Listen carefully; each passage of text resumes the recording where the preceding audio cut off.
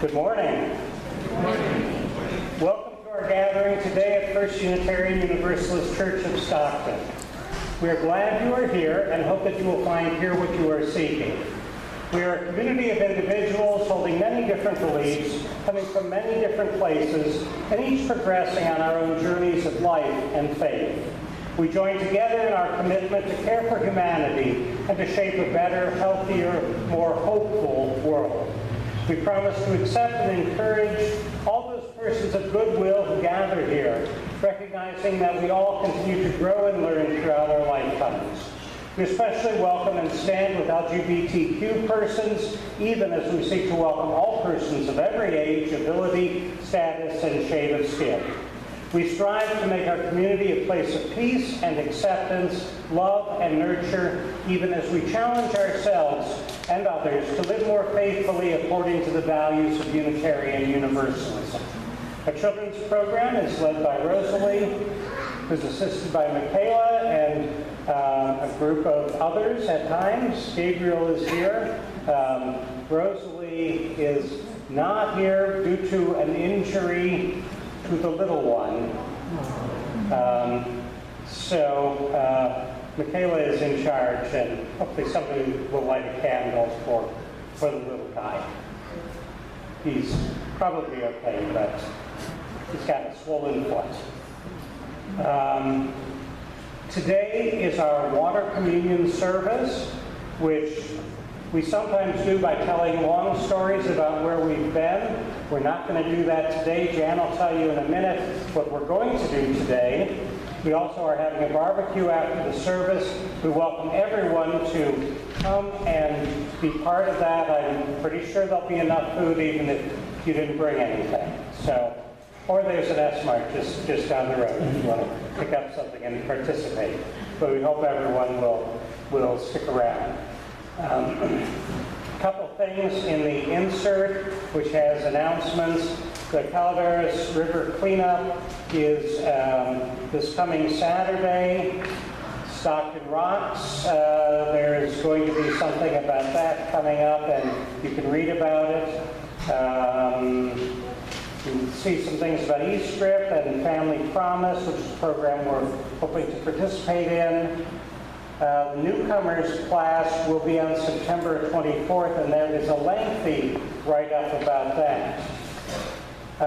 There also is a mention that UU Thursdays is happening this week. That is correct, and we hope that you will come and just have some fun and be part of that. And that'll be starting at 6 o'clock on Thursday. And you can see some information. We're going to do a sing-along, and we're working on how we're doing that. But it should be fun. And anyone who wants to bring some food, let me know. Otherwise, it's pizza. Wayne has something he wants to share. And then Jan is going to tell us about the raindrops. September 29th, which is a Friday, is the percussion concert here. The variety of percussion instruments. So it's music, and not only that, but there's food in advance. Louder, I can't hear you. September 29th is the Music at UU. It's a wonderful percussion concert, and it starts at 7, but we have food in advance. So I'm going to be going around collecting $5 donations to pay for the food, and I have volunteers to do the food, and I'm counting on lots of people to show up so they can eat lots of food. So please do that. I'll be sort of rounding folks up over the next couple of weeks. So please come enjoy the concert, Friday, September 29th.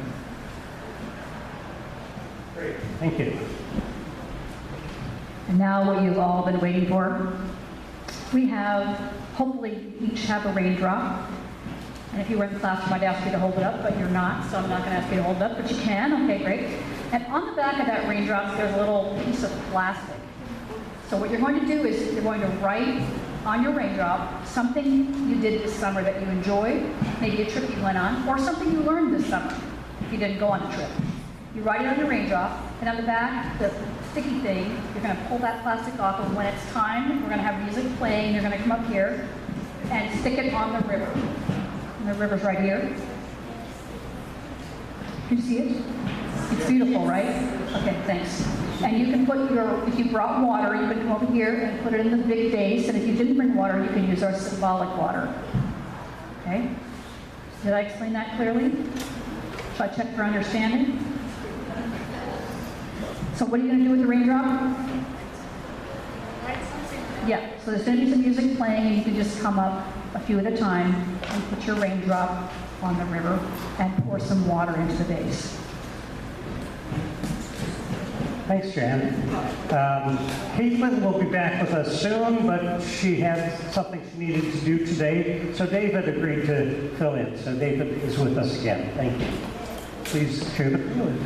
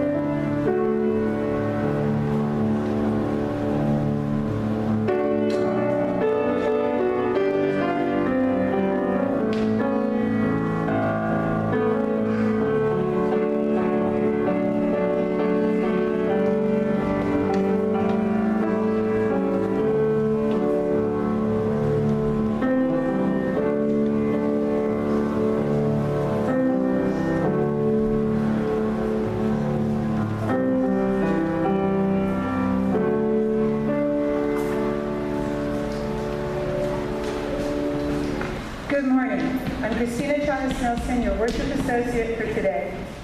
Thank you, David, for your lovely music. I always think of music as like raindrops for our soul to help it grow. Now, if you will take your hardback hymnal, turn to number 729 in Singing the Living Tradition. Our opening words are not always responsive, as you know, but today, because we are in gathering, I feel that that's more important. So I'll read the plain type, and if you will please read the italicized type. Number 729. The Winds of Summer by Patricia Schutte. You and I and all of us blew about with the winds of summer.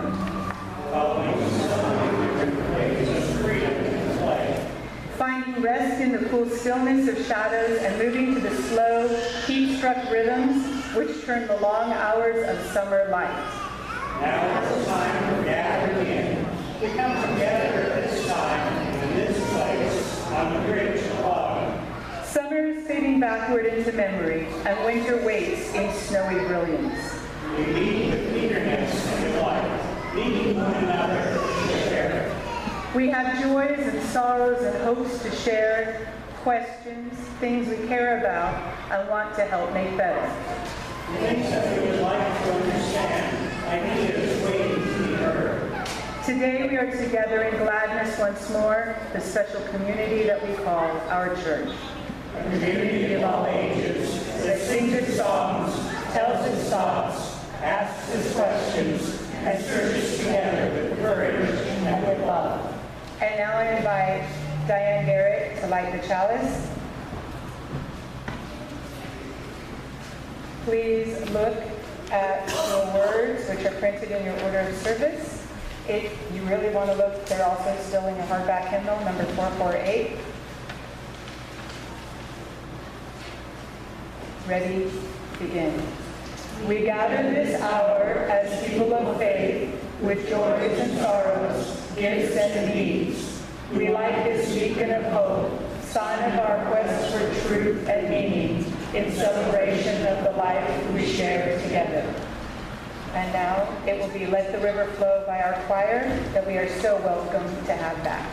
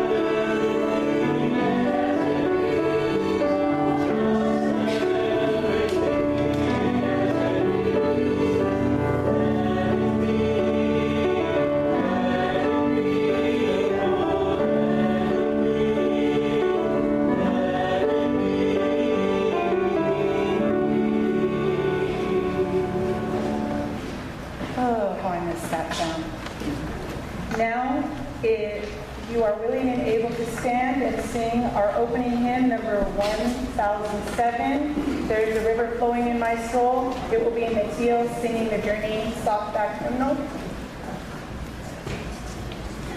And after the hymn, please greet your neighbors. Thank you.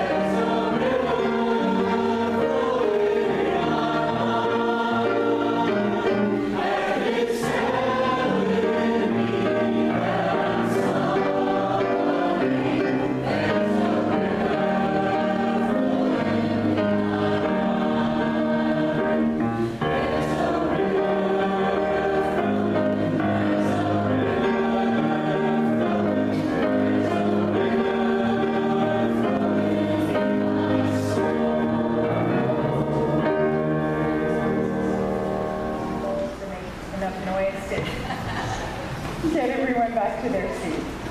And now our words of affirmation. Children, of course, lead us in the plain type. Adults take the italicized, but whatever you are feeling, feel free to speak loudly and with conviction. Ready? We believe in love. Love is the only doctrine of this church. We believe in truth. The quest for truth is our sacrament. We believe in helping others. Service is our prayer.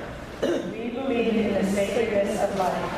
Who dwell together in peace, seek knowledge and freedom, serve humanity in fellowship, and cherish the earth and its creatures. This is the covenant, each with the other. And now the choir will sing anthem number 100, I've Got Peace Like a River.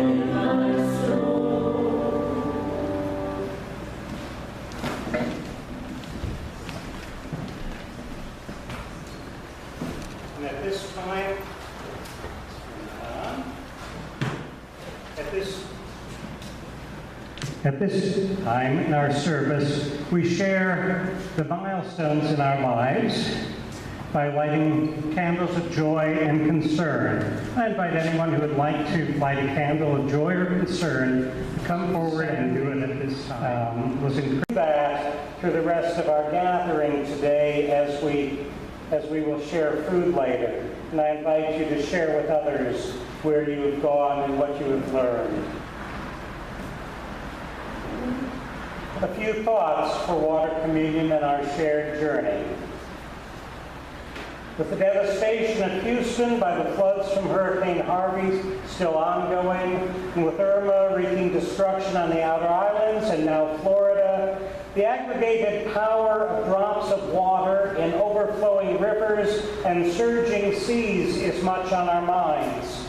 The parts of the West that are now burning in more than 70 major fires covering more than 1 million acres in Montana alone could use a lot more water. But Texas and Florida and probably other states will be drying out for weeks if they get a break without further serious storms. These are not ordinary times in which we are living. Though we may be little more than specks in the depth and breadth of the universe, the portents for even greater disasters are all too apparent in the short-sightedness that has allowed climate change to progress unabated and even accelerate. Contrary to "He who would make America great again," the impact of the Tea Party, do-nothing Republicans, and Trumpian policies is already falling hard upon the poor, immigrants, and the middle class. The decision to rescind DACA, another short-sighted and costly action, continues to attest to the capriciousness and dangerous irrationality of Trump and his administration. All of this we must remember and be aware of, and all of these actions remind us how much we need each other and this community. These may not yet be the worst of times, but renewed fears of nuclear catastrophe, which have been receding for decades, are suddenly added to the cyclonic reality of climate change. Today we gather ourselves together once again, celebrating our water communion and ingathering on this first Sunday of our fall season. This service and our shared meal today offer us an opportunity to reconnect as we share our stories from summer travels and experiences. Many of us have had opportunities for vacations, while others needed to work through the summer. Some of us have not seen each other for weeks or even months, and so we cherish this opportunity to share our experiences, the stories of our continuing journeys. Some of us are new to this community and have not had much of an opportunity to share our story or hear the stories of others yet. We did not share the stories of our summer travels aloud this year, so we encourage you to share your experiences in small groups as we eat and mingle together after the service. Remember, some of us have more resources and are able to travel, while others do not have that opportunity. And remind us each to be respectful of the stories of others. In times like this, we each need a community of people who will support and listen to us, a place where we feel safe and at home. This is a great gift that we offer to each other when we gather. The safety of a home where we can be our true selves, where we can offer love and encouragement and hugs to each other during difficult times. The friendships forged here offer a depth often not found so quickly with work or neighborhood or online acquaintances. In this community, we have people we can depend upon, even lean on, when times are hard. As we gather, we seek to keep it real with each other, to listen so that we can hear each other, not that we will always agree, but because we respect and value each other.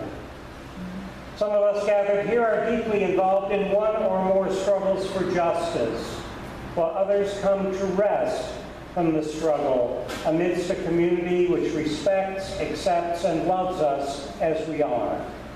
For some, this congregation is a base from which to continue efforts for justice, for people, and the health of the earth. For some, this church offers a place to explore spirituality and discover a sense of the transcendent dimension of life. Whatever draws us to this community, here we find family. The water communion is a relatively new ritual by which we symbolize our common experience, our desire to be involved with and engaged in a community of meaning and purpose, our gathering together after a time apart. We come from many different places, but our journeys have led us to sojourn together here for a time. Over time, some of us will move on or pass on, and others will come to join in the flow of the congregational journey. In the great river of life, our gathering here is connected to other gatherings of people throughout the ages, around fire and hearth, under starry skies, in cave and temple and chapel.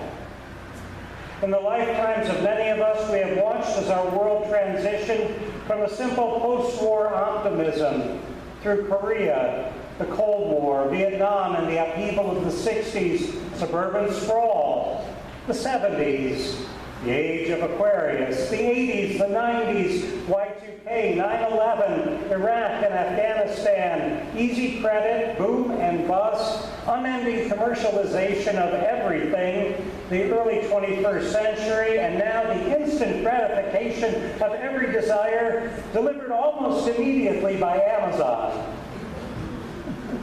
Some of us remember Ike, JFK, LBJ, Nixon, Ford, Carter, Reagan, Bush the Elder, Bill Clinton, W, and Obama. Who could have imagined that having lived through all we have lived through, we would now be facing existential planetary annihilation in the age of the Donald? And yet here we are. At this moment in time, we need each other more even than in the turmoil of the 60s, more than during the wars that weren't even official wars, more than during the era of mutually assured destruction, more than throughout the culture wars. We need each other now, because this crazy world is on a new roller coaster with no good end in sight. We don't share all the same beliefs in what lies beyond this world in terms of gods and goddesses, heaven or reincarnation, or none of those. We do share common beliefs in justice and the value of each person and in the importance of the religious community. We share a hope for a healthy planet, a desire for clean air, pure water, and healthy forests. We share a desire to replace fossil fuels with renewable energy such as solar and wind power. I expect that we are united in the hope for a world community sharing resources and offering everyone enough food, water, health care, and work to live well. In our country and in our religious tradition, there is a heritage of radical individualism. Even though many of our religious forebears were targets of McCarthyism, we also embrace the Walden Pond human isolationism of Henry David Thoreau. We continue to honor individual successes, but more and more we acknowledge, too, the value of the democratic socialism of Bernie Sanders.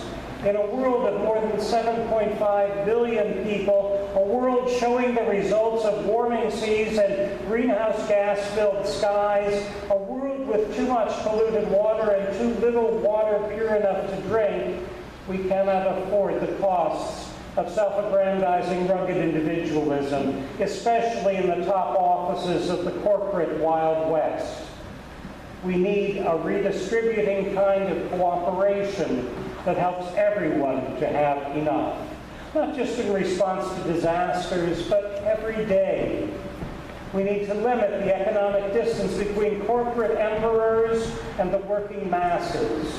We need a living wage for all workers, and we need honest representation of the people in the halls of Congress.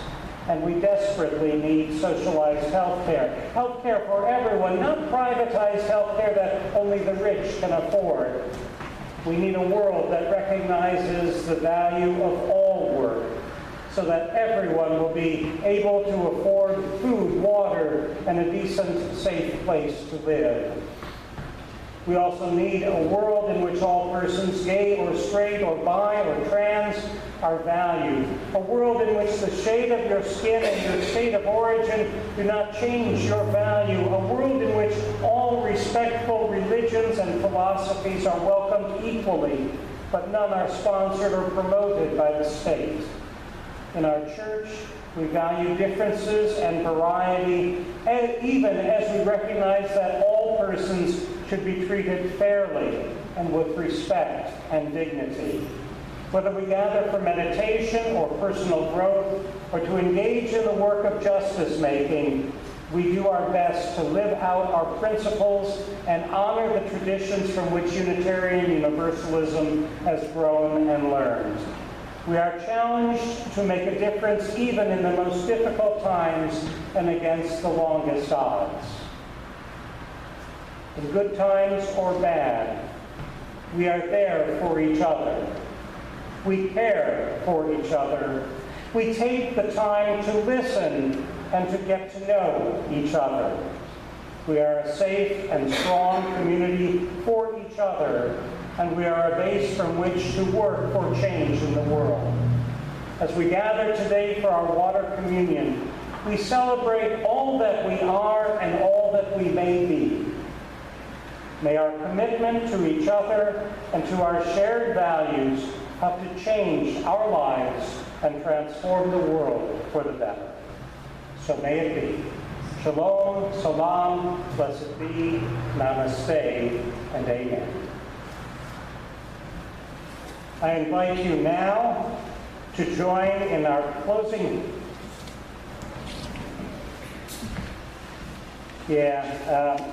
Let's go on to the closing hymn. We can share our other stuff that we didn't write on the raindrops as we gather later. Let's go on with our closing hymn, Blue Boat Home, number 1064. I invite you to stand as you are able.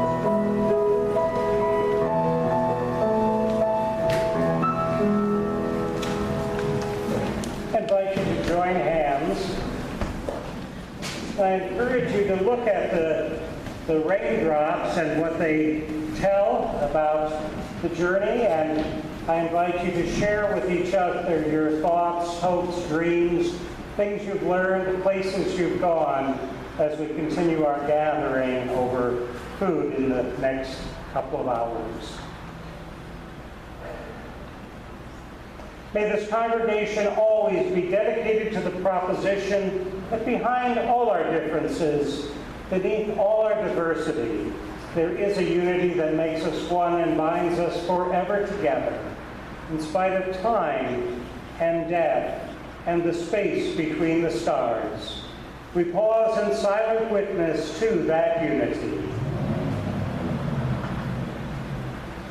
May the stars carry your sadness away. May the flowers fill your heart with beauty. May hope forever wipe away your tears. And above all, may love make you strong. Go out now in the love and hope and strength of this community. Go now in peace. Amen.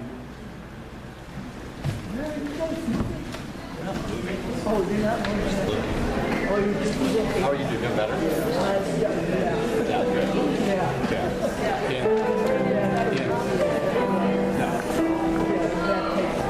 Yeah, good. Next week.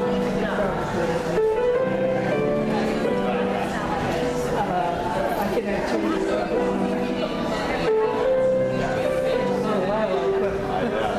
No, we're looking to our house for us. Oh, in the Northwest, someplace. No.